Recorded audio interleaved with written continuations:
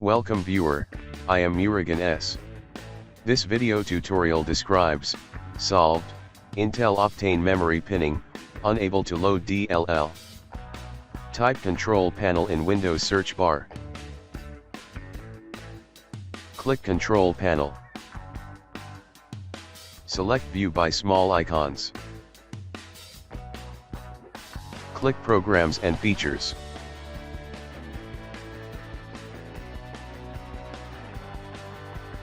Select Intel Optane pinning.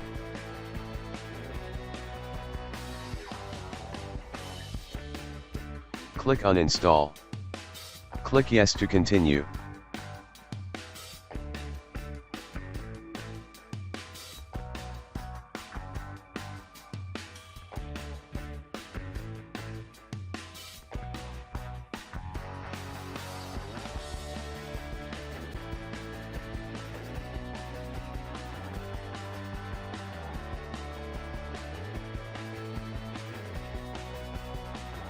Restart system. Thanks for watching. I hope this video tutorial helps to solve the problem. Please like, share and don't forget to subscribe my channel. See you next video.